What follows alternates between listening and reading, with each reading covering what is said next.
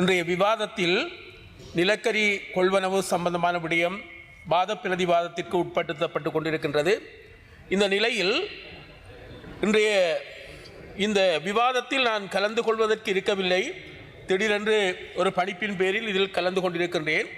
இந்த ஒத்திவைப்பு பிரேரணையை நான் அவதானித்த போது 4 விடயங்கள் அங்கு சுட்டி காட்டப்பட்டிருந்தது. ஒன்று, நிலக்கரி கொள்வனவில் முறையான நடைமுறை பின்பற்றப்படவில்லை. இரண்டாவது விடயம், அரசாங்க நிதி ஆணைக்குழுவின் ஆலோசனை பின்பற்றப்படவில்லை. மூன்றாவது விடயம், நிலக்கரியில் தர நிர்ணயம் பண்ணப்படவில்லை என்பது. நான்காவது விடயம், வலு சக்தி பாதுகாப்புக்கு பாதிப்பு ஏற்பட்டிருக்கின்றது என்று 4 விடயங்கள் சொல்லப்பட்டிருந்தது. காலையிலிருந்து இன்று மாலை நான் நினைக்கின்றேன் கடைசி பேச்சாளர் இந்த விவாதங்களை நான் அவதானித்துக் கொண்டிருந்தேன்.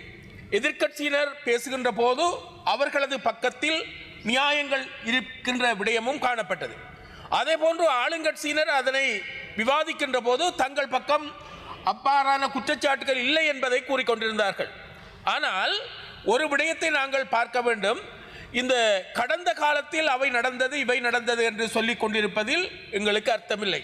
கடந்த காலத்தில் தவறுகள் இடம்பெற்ற காரணத்தால் தான் கடந்த காலத்தில் இருந்தவர்களை பல விதத்தில் தோல்வியடைய செய்து இந்த காலத்தில் 159 பேர் நீங்கள் 3/2 விட அதிகமான பெரும்பான்மையோடு இங்கு ஆட்சிக்கு வந்திருக்கின்றீர்கள்.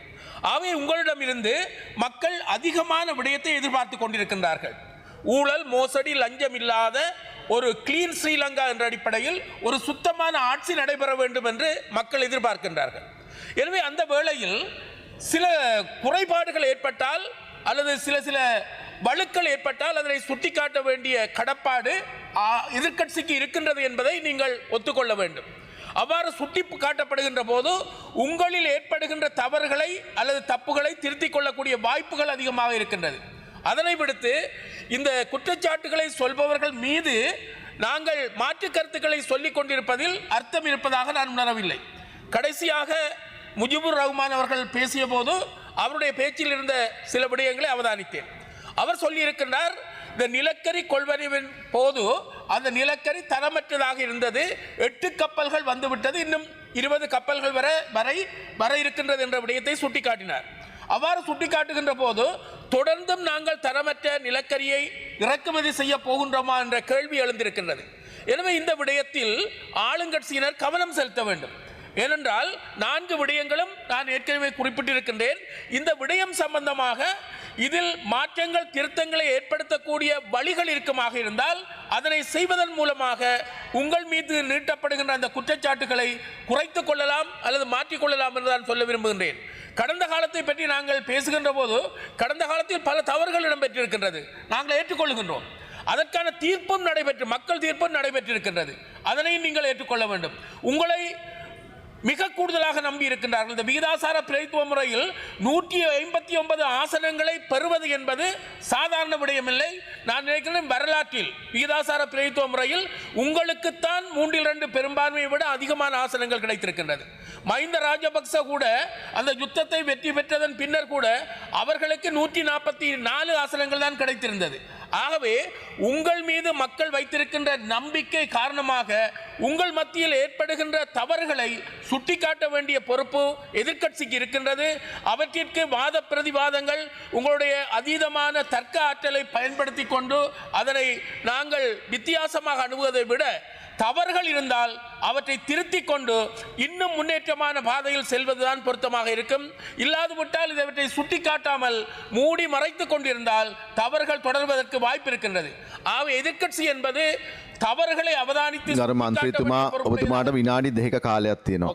இருக்கின்றது என்பதை சுட்டிக்காட்டிக் கொண்டு இன்னும் ஒரு விடயத்தை நான் வேறு விடயம் இந்த மின்சாரத்தோடு சம்பந்தப்பட்ட விடயத்தை சொல்லுகின்றேன். இந்த மின்சாரத்தை பொறுத்த மட்டில் உண்மையில் இந்த மின்சாரம் அதிகஷ்டமான சில கிராமங்களுக்கு இன்னும் சென்றடையவில்லை. அந்த பிரதேசங்களில் யானை தொல்லை காணப்படுகின்றது, முதலை தொல்லையும் கூட காணப்படுகின்றது.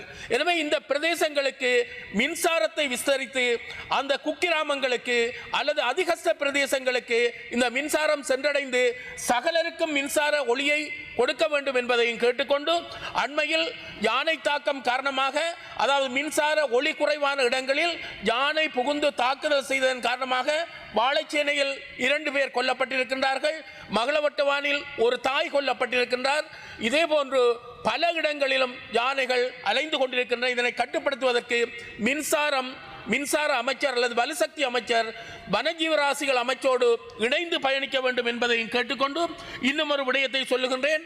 இது இந்த ஒத்திவைப்பு பிரேரணைக்கு வித்தியாசமாக இருந்தாலும் அதனையும் சொல்லுகின்றேன்.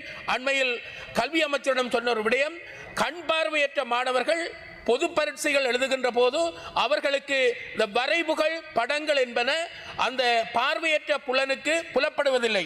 எனவே பார்வையற்ற மாணவர்கள் சோதனை எழுதுகின்ற போது வரைவு ரீதியான விடயங்கள் அல்லது படங்கள் ரீதியான விடயங்களை தவிர்த்து அவர்களது பார்வையற்ற தன்மைக்கு இசைவாகக்கூடிய கேள்விகளை தொடுப்பதன் மூலமாக போட்டி பரீட்சை, பல்கலைக்கழக பரீட்சை, ஏஎல் பரீட்சை, ஓஎல் பரீட்சை, ஸ்காலர்ஷிப் பரீட்சை போன்றவற்றில் அவர்கள் வெற்றி பெறுவதற்கு வாய்ப்பு இருக்கின்றது என்பதையும் சுட்டிக்காட்ட விரும்புகின்றேன். எனவே தயவு செய்து நான் இந்த ஆளுங்கட்சியினரிடம் கேட்டுக்கொள்ளக்கூடிய விடயம், எதிர்க்கட்சியில் இருக்கின்றவர்கள் எல்லோரும் பிழையானவர்கள் என்ற கருத்தில் நீங்கள் சிந்திக்க. ගරු මන්ත්‍රීතුමා ඔබතුමාගේ කාලය අවසන් කරන්න. ஆகவே எதிர்க்கட்சியில் உள்ளவர்கள் சொல்லுகின்ற பயனுள்ள கருத்துக்களை அல்லது சரியான கருத்துக்களை ஏற்றுக்கொண்டு சில தவறுகள் ஏற்பட்டாலும் அவற்றை திருத்திக் கொண்டு நியாயமான வழியில் செல்ல வேண்டும் என்று கூறி எனது உரையை நிறைவு செய்கின்றேன். நன்றி.